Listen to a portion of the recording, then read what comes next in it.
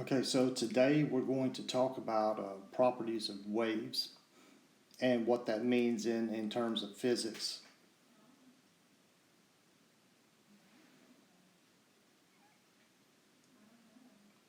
And so things we want to answer is how do matter and energy interact when waves are generated, what are the two main types of mechanical waves, and what are properties of waves.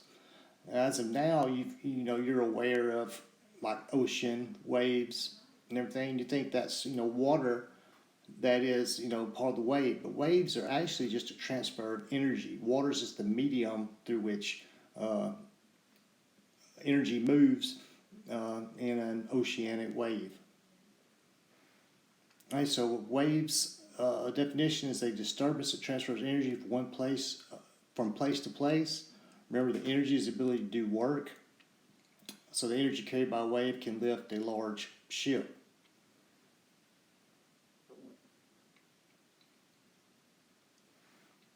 Yeah, so what causes a wave?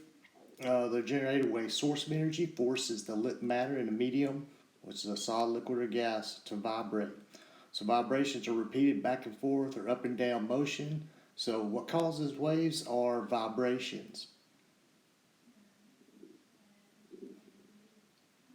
If you notice what we mean by a wave, I have an example right here of a certain type of wave and it has certain properties that we're going to be talking about.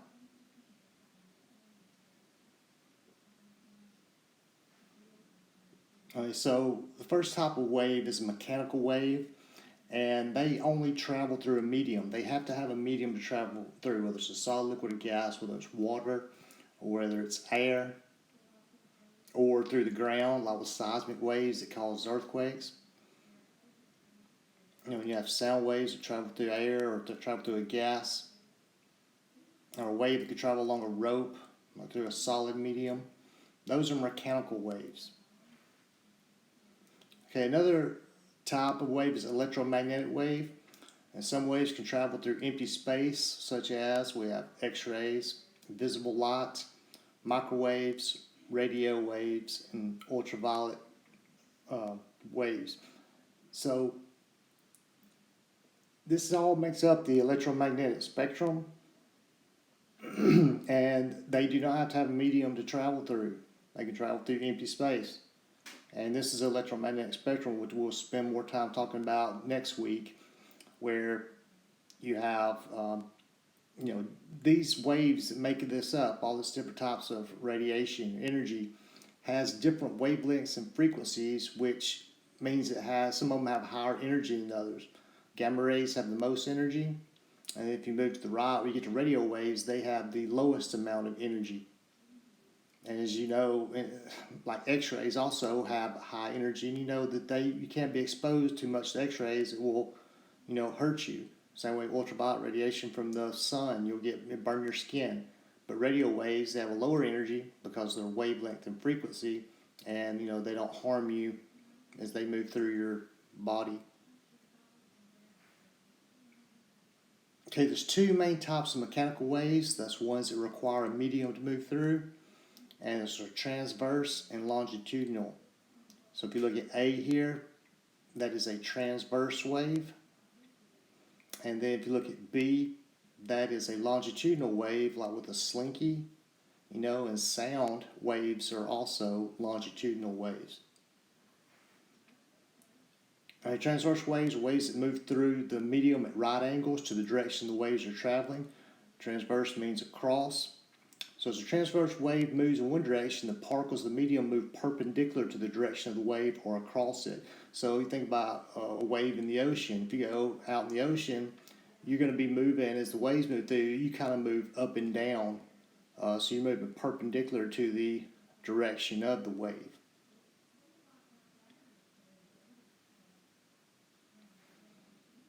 And some different vocabulary for transverse waves. We have crest. That's where the displacement of the medium is at a maximum. I could also, if I was you, I'd also write in there that crest is the top of the wave.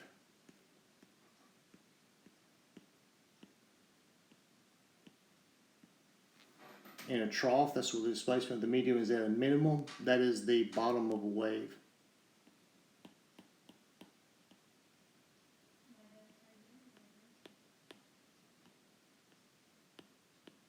The rest position is where the medium shows no disturbance. So you can see the rest position would be right there. Trough is the bottom of the wave, crest is the top of the wave. Now, amplitude is the vertical distance between a peak or a valley and the resting position. In a transverse wave, it's also the height of wave. I would write that into your notes.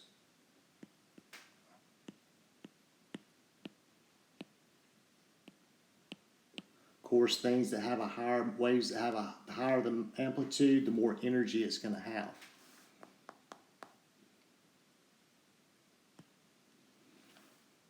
Okay, another thing is wavelength. That's the distance between two corresponding parts of a wave. That could be the difference between its crest. If you notice a wavelength there between crests, or we can measure it between two troughs. And the longer the wavelength, the less energy it would have. Shorter the wavelength, the more energy a wave would have. All right, so longitudinal waves is the medium moves parallel to the direction the waves are traveling. So the particles in there would move parallel, would move in the same direction as the medium. You think about like a slinky or sound waves or other examples.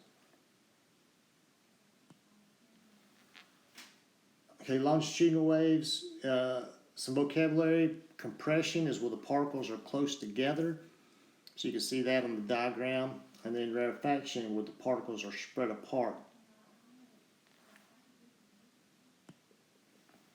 And you also have amplitude when it comes to longitudinal waves. That's a measure of how compressed or rarefied the medium becomes in a longitudinal wave.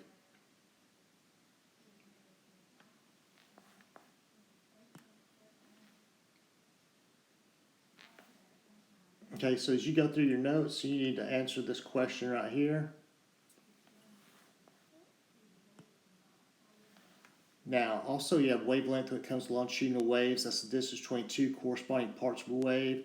Distance from one compression to the next compression. Another property is frequency. That's the number of complete waves or wavelengths that pass a given point in a certain amount of time. We usually say in 1 second how many wavelengths will pass through a certain point. It's the number of vibrations per second and the measured in units of hertz. And I know you've probably heard that before. That's frequency. Now, the shorter the wavelength, the higher the frequency is going to be. The longer the wavelength, the lower the frequency. Also, answer this question as you go through this PowerPoint. Now, speed, how far the wave travels in a unit of time or distance divided by time. The speed, wavelength, and frequency of a wave are related to each other by mathematical formulas. The units for speed is meters per second. That's why we always measure speed. But basically, wave speed,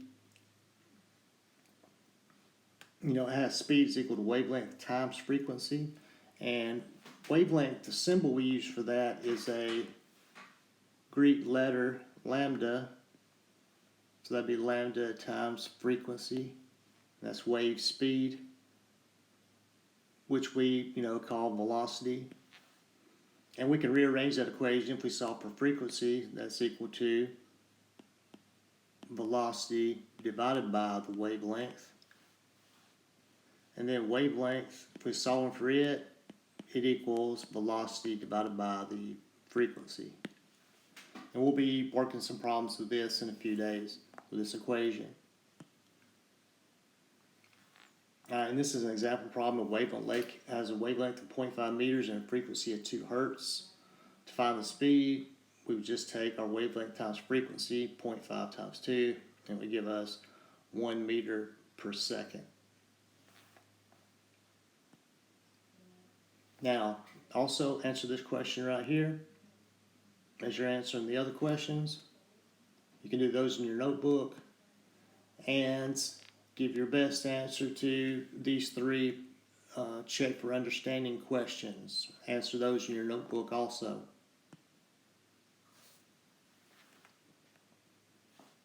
Now, a few more things about waves. If you notice, waves transfer energy without transferring matter. In mechanical waves, they require a medium. Longitudinal waves, the particles move in parallel to the way the waves moving. Waves also move in what's called simple harmonic motion. Waves move in simple harmonic motion is back and forth motion around an equilibrium position. And then again, electromagnetic waves are different mechanical waves because no medium is necessary.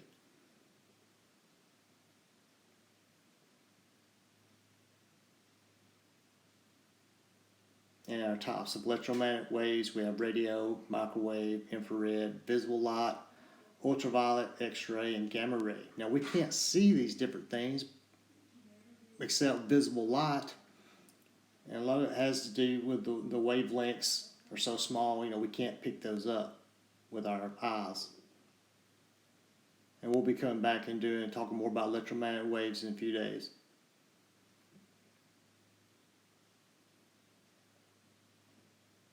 Now, mechanical waves, they require a medium. There's two types, transverse and longitudinal.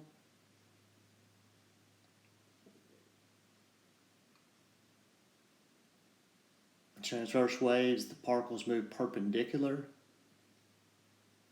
Parts of transverse wave, we have the crest at the top, the trough is the bottom of the wave, the amplitude is the height of the wave, and wavelength is the distance between two crests or two troughs.